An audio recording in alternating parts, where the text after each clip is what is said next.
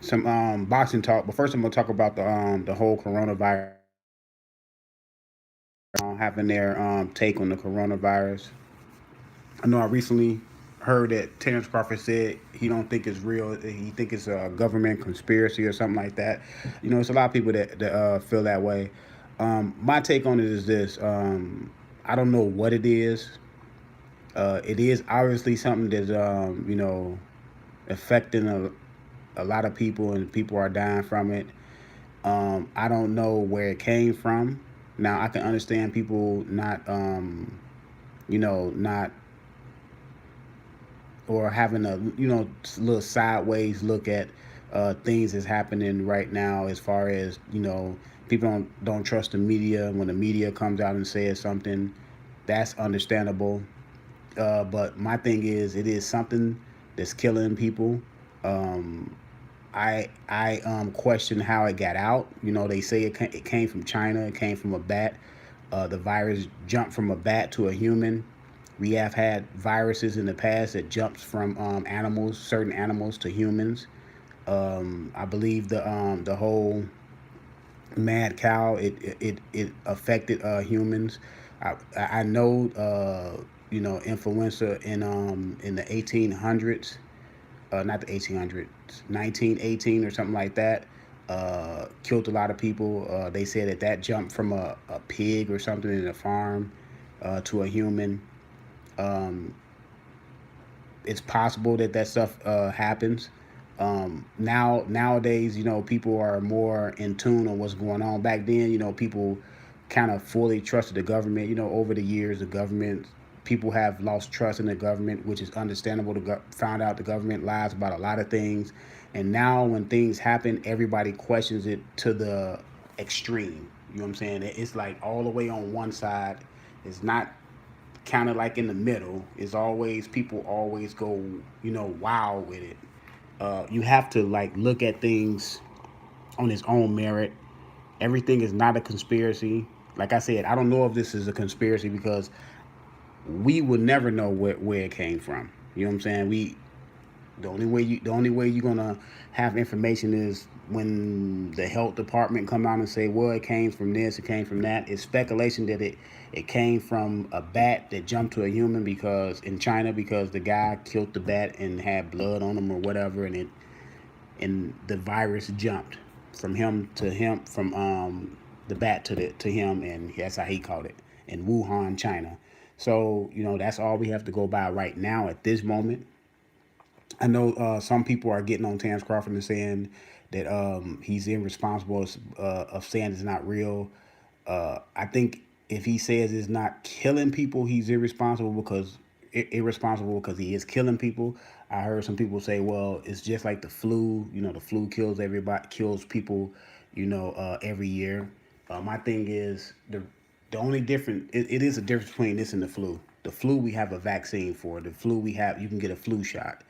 Uh, the problem with this is they don't have no shot. They don't have any shot for it. They don't have any vaccine for it. So that's why they shut everything down. Because it is true that we don't have enough hospital bed supply um, to take in a mass amount of sick people all at once. You know what I'm saying? Shoot, America we got like 380 something million people in it. In my opinion, we should have bigger hospitals, period. I don't know why we don't have bigger hospitals. I know in the past growing up, I remember going to hospitals and the hospitals were massive. You know what I'm saying? Because I grew up in Chicago. Obviously I grew up in Chicago. So we have some big hospitals in Chicago. And when you see these newer hospitals, they always are smaller than the hospital that they replace. When they replace the old hospital, which is massive, they replace it with a smaller, more technical. I guess because they have more high tech equipment in there, so you have to kind of make the budget right. So you make the hospital smaller and you put the high tech machinery that you need in there. But my thing is this: you have to build bigger hospitals. America should not be in a place to where there's not enough ICU beds or enough ventilators or enough this, enough that. things of that nature. We should always have emergency backup for things of this nature because this is not the only time we had these viruses. They said it was one in 64 or 68 or something like that. It was one or two in the 60s that happened. We know 1918 it happened.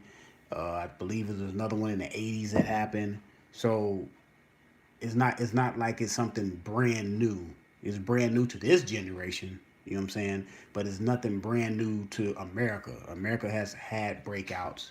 We have had things that happen as far as viruses. So we have to be better prepared for the future. Have now they can't have vaccines for things that they don't know. You know what I'm saying? Like it can be the next one can be something jumping from a deer or something like that. You know what I'm saying? So they can't have the vaccine ready to go off the shelf. Like, oh, the virus jumped from a deer to a human. We got the vaccine right here. No, but they have to have a better tactic. They have to have more. They have to have bigger hospitals. The Army Corps Engineers build hospitals for countries all over the world.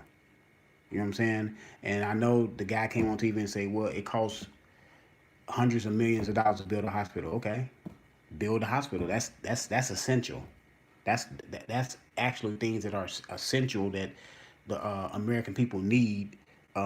We need bigger hospitals. We even need bigger hospitals, even if we didn't have a virus outbreak, we don't have enough beds for, you know, you know, if we don't have a big outbreak. So I believe that yes, people can be skeptical. I understand why people are skeptical. I don't know what it is. Nobody knows what it is, but I know it's killing people, and I know that they say we don't have a. It's something that we don't have a vaccine for. Now they talking about the vaccine won't be ready. They trying to hurry it up because usually they say vaccines take 2 to 3 to 4 to 5 years sometimes. So they trying to speed this one up and get it out in 18 months. The problem with them speeding up, like everybody want them to speed it up, is you have to test the vaccine. You have to test all or as many hangups as possible. You know what I'm saying? Because you don't want to put something out there that give people a certain vaccine and it end up killing the people.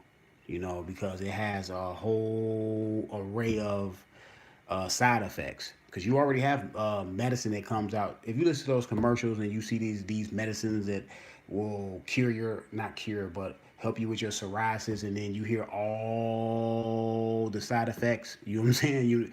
The whole commercial is about the side effects. You're like, man, but that's something that they tested for about 5, 6, 7, whoever know over the years that they tested that for, and they got it down to just those side effects. Because they have to do human tests too. This stuff got to be tested on humans, so people have to step forward and be the guinea pigs and see what side effects is this, is that, is that. Now they risking their lives because when you be the test sort of the test person. I ain't gonna say test dummy. I don't want to disrespect them like that because they are going out there risking testing and stuff. But when you become the test person, the side effects that we get on those commercials come from actual people. You know what I'm saying? A lot of those side effects. So they said 18 months. Hopefully they can get it done. Hopefully we can get the country opened up back to where people can, move around, be mobile, do things. It's scientists coming out saying that we're gonna be dealing with this on some level to 2022, possibly. My thing is this: they have to. To me, the federal government has to take this over, and the federal government have to have a guideline. It has to be a guideline because when you leave it up to all the individual governors in all 50 states, some governors may take different approaches than other governors, and maybe one governor let's just say the governor of Texas might want to open up Texas all the way, or say, okay, every people can go to bars, but you can't go to the movie theater. And then another state like Washington or something like that, say, well, here you can go to movies, but you can't go to the bars. And then everybody looking at people's states like they can go to the movies. Why we can't go to the movies? And then it opens up a clusterfuck. It just becomes a clusterfuck where everybody just doing different things, and no one has a direct message. That's why Trump has to step up, be a leader, because before everything shut down, he said it was up to the governors, that he cannot make governors shut down across the nation and say, okay, y'all have to shut down across the 50 states. But now he's saying that he has the power to open up the economy. You see the mixed message there. Now you got governors saying, well, I'm going to open up, or I'm going to do for my state what I think is best for the health of the people, and we're going to try to balance the health of the people versus and try to get our economy back on track. And to me, there is no economy without the people being healthy in your state. It's just plain and simple. The people drive the economy. If you don't have people healthy enough to drive your economy is not going to thrive. People economy, it just goes hand in hand. And I just think Trump, on some level, he's looking at it from a political thing, that he has to get the economy going before the election. Now, when this first happened, I said Trump can't look at this as, it's not his fault that the virus came over here. You know what I'm saying? It's only his fault is how he react to the virus. It's not his fault that the virus came over here. Therefore, it is not his fault that the economy and the economy numbers are not going to look good, for several months. It's not his fault that the economy is not going to look good. People are not going to blame that part on him. But the thing that people are going to blame him for is the reaction. And I don't think he had a great reaction to the situation. I think he should have came out, well, he should have had a meeting with all, the health officials and all that stuff, had meetings with the top, agencies and the federal government. All of them should have came together, and he should have came out with a plan for one plan, universal for the whole 50 states, for all 50 states, one plan, universal. This is what's going on. Every state, we're closing the bars. Every state, we're closing the movie theaters. Every state, we're closing the clothing. Anything that's non-essential, we are closing. The only thing that's going to stay open is, we're going to have the fire department, the police department going to stay open, the pharmacy for people to get their medicine, and the grocery store so people can shop. You know what I'm saying? That's the only thing that's all what people need to thrive, and the gas stations, stuff like that. The things that people need to thrive on a day-to-day basis of their everyday life. We don't need to cut out the luxury stuff. If you want to set a curfew and say, okay, people got to be in by 10, don't you know what I'm saying? Get everything done, because you can get everything done before 10. There's no reason to be out at 10 o'clock grocery shopping. You can get everything done before 10. Go out and get your medicine. Go out and do this. You can go out and exercise. You can walk. Walk. You know what I'm saying? In your neighborhood. Make sure you stay away from other people. Make sure y'all stay far as apart from each other, so you won't come in contact with anyone. Things of that nature. You know what I'm saying? Not come out and say, well, I can't really tell New York what to do. I really can't tell Los Angeles what to do. You know what I'm saying? That's confusing, man. Now he's saying he's going to open up the economy. I think he said 26 states he can open up before May, and some of them after May. My problem is this: when they open up this economy, you have to be right, because once you let the cat out the bag, they say for instance he opened up the economy, because it's a lot of health people that saying that they worried that if he opened up the economy too soon, because a lot of them said that he shouldn't open up the economy until thinking about opening it back up until like July. You know what I'm saying? And some people said September, and Dr. Fauci, the head of uh, the disease control for diseases, he said November. So once you let people out, and the summer months are about to come. So once you let people out, and then we get a second wave, it's going to be hard to get people back in the house. Trust me, people are not going to want to be in the house in the summer, sweating and looking outside and saying, man, it's a great day outside. I can't do this, I can't do that. Even if the movie theaters and all other stuff don't open back up, people are still going to be outside. So They have to be right on this. You cannot say, okay, the economy is open up. Let's just say if you say next week the economy open up, and then 4, 5, 6 days later we start to see a spike in people getting sick, and now everybody got to go back in the house. No, no, no, no, no, no, no, no, no. To me, just like Dr. Fauci said, he said it's always best to be overcautious with these type of things than to be undercautious. Because if you overcautious, then you know at least you are preparing yourself for the worst, and you're gonna overplay the worst. Therefore, the worst, you know what I'm saying? It wouldn't be that the worst wouldn't be that worse if it sneaks up on you, because at least you're saying, okay, I already said that this time limit was gonna be the time limit, and I set it this far out, and the worst only got to this measure. Instead of opening up the economy too soon, and now we got a situation to be over flooding the health system, and you don't want to be in that, you know what I'm saying, in that rut. But that's my thing on that, on the coronavirus, man. I understand people concerns. I understand people not fully trusting the government, because listen, the government has they don't have a good track record, man, of people trusting them. A lot of people don't trust the government, but in and now has created people being overly, you know what I'm saying, uh, bias of the government. It's people that's going way over here. You know what I'm saying? But like I said, man, it is what it is. I want to talk about some boxing news, man. It's a lot of fighters, you know what I'm saying, with this quarantine, everybody doing all these interviews, and now all of a sudden everybody want to fight everybody. All the fights we were talking about, oh man, this man, these guys need to fight. Now everybody talking about fighting everybody. You know, you got Earl Spence saying he wants to fight at somewhere down the road. I guess he want to fight Terrence Crawford. He want to fight Keith Thurman, or he called Keith Thurman fake. He want to fight Sean Porter. He called Sean Porter fake. He want to fight Danny Garcia. I guess he gonna fight Danny Garcia. I guess that's gonna be his next fight. Um, you got Regis Prograis and Marcus Hooker going at it. They already had signed the fight before the whole coronavirus thing, so that fight at least was made. You got Teofimo Lopez, and you got Gary Russell Jr. calling out everybody at 135, because I guess he moving up to 135. So he calling out Devin Haney, Gervonta Davis.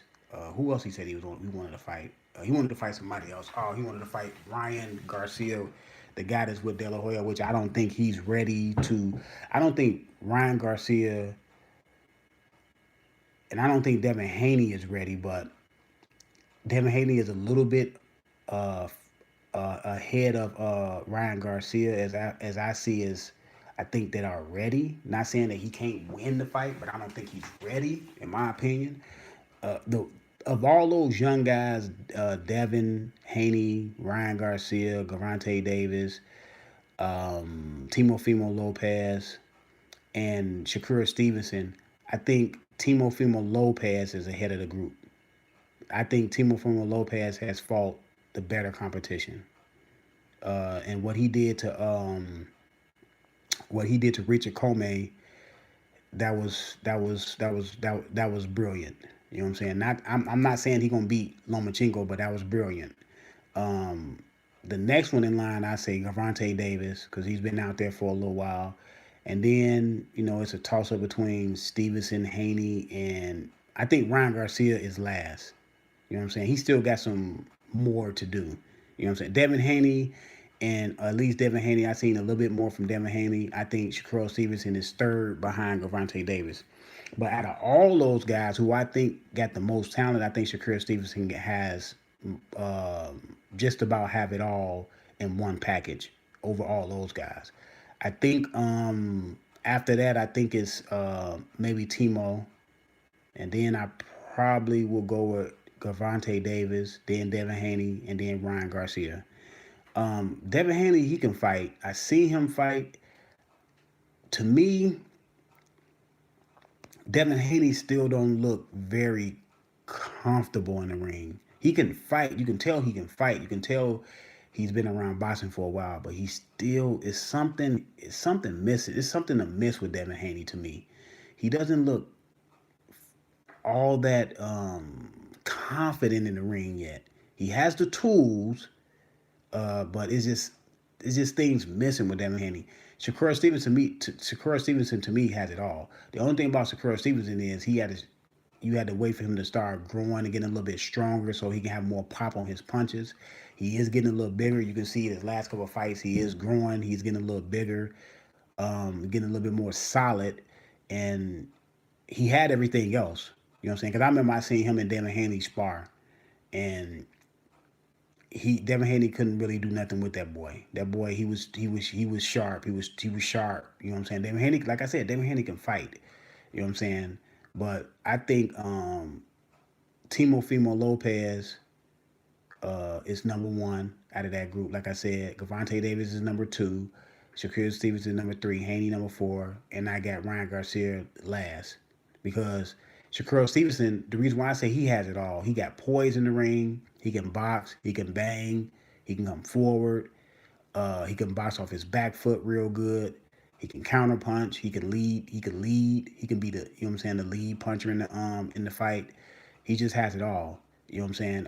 He just has it all in the ring. You know what I'm saying? Like I said, I was just waiting for him to get a little bit more pop on his punches, show a little bit more power. Like I said, that was going to come down the line as he got stronger. He looked like he's getting stronger. He's always sparring Terrence Crawford, which there's no better sparring from in boxing probably. You know what I'm saying? Than sparring with Terrence Crawford. Terrence Crawford has it all from both sides of the plate. Like Terrence Crawford said, he said, pound for pound is a guy that you could put him in. You can look at his skill set and say, well, if he was this weight, he can win. If he was this weight, he can win. If he can be that weight, he can win. Like you could look at Terrence Crawford and say, man, if he was a heavyweight, if he was a heavyweight, he could be the best heavyweight. If he was a 154 pounder or 160 pounder, he could be the best at that weight.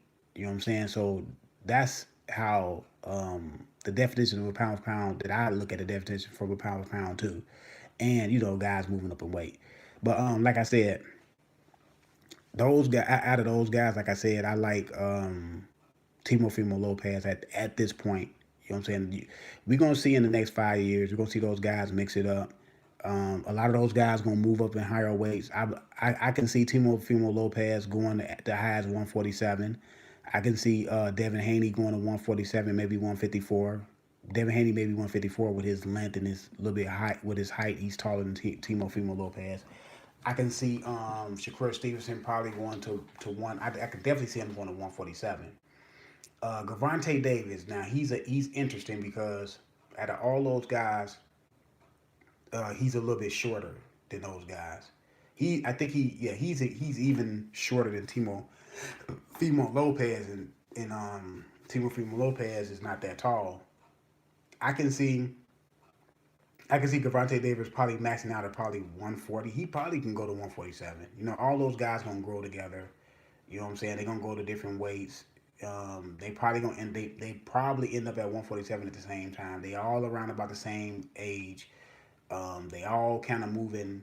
Even Ryan Garcia. Well, Ryan Garcia is taller than all of them. I believe Ryan Garcia is like 5'10", 5'11". So he probably can max out at 160. He's the bigger of all the fighters.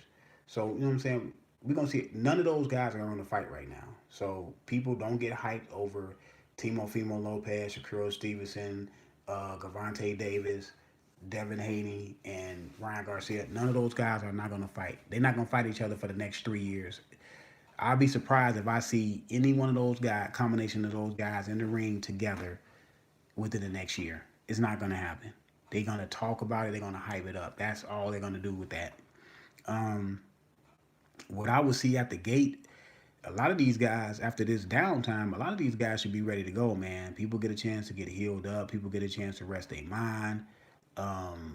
People get a chance to reset. Like Sean Porter said, a lot of these guys, everybody gonna have the same amount of rest. You know what I'm saying? Some people did not have a fight for a while before this. So a lot of people gonna have a lot of rest. I would like to see Keith Thurman come out. Look, I know a lot of people give Keith Thurman a lot of flack, man. You know what I'm saying? I'm still a Keith Thurman. I still like Keith Thurman. I still like Keith Thurman's style. I just would like to see Keith Thurman get out here and fight consecutively. If I can see Keith Thurman fight consecutively, like I always said, at 147, Keith Thurman, to me, when he's Keith Thurman, he will give Terrence Crawford the better fight between Sean Porter, Earl Spence, and Ugas and Danny Garcia. Keith Thurman will give Terrence Crawford the best fight if he's Keith Thurman, if he's focused, if he's active, if he's got the same hunger that he used to have. Keith Thurman has the style to get Terrence Crawford a lot of problems because he can take the see. One thing about that level, you have to be able to take the fight in different ways. You have to be able to change the tempo of the fight in different ways. You can't have the same tempo because technicians, like I look at Keith Thurman as being a technician. I look at Sean Porter as being a technician. When you fight one speed, technicians get used to that one speed, and they can break you down, and they can figure out what you and your punch pattern, and what you are susceptible to, far as their offense is concerned. They can figure that out by round 2, 3, or 4. They can figure it out, and Keith Thurman has really good feet. Keith Thurman has really good power. Keith Thurman is explosive. Keith Thurman is fast. Earl Spence is lacking, to me, he's lacking hand speed and foot speed. That's going to be a problem versus somebody like Terrence Crawford. Danny Garcia is lacking hand speed and foot speed. That's going to be a problem.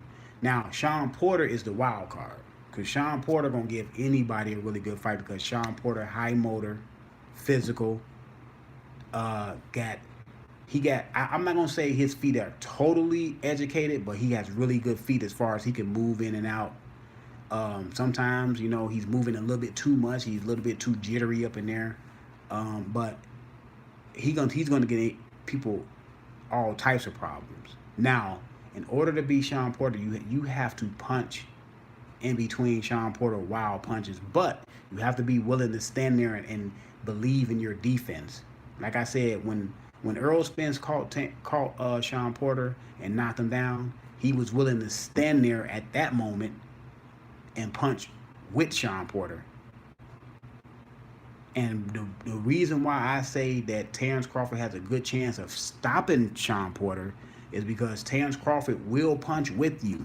Terrence Crawford will punch with you. He believes in his defense. A lot of fighters don't believe in their defense in the pocket. That's why a lot of fighters don't punch with guys. Remember when Maidana punched with Mayweather and caught Mayweather with that punch and almost put Mayweather down, kind of rocked Mayweather because he was willing to punch with Mayweather. And he showed a film study on how he caught Mayweather. When Mayweather throws that right hand, Maidana dipped his head off to the side, but he punched at the same time. He dipped off to the side and punched. That way, if Mayweather punch hit him, it will graze him and he can still get his punch in. Which showed some technique that I didn't think Maidana had. But like I said, man, I would like to see a lot of these guys fight when when we can reopen and everything gets back normal. But let me know what y'all think, man. I'm out.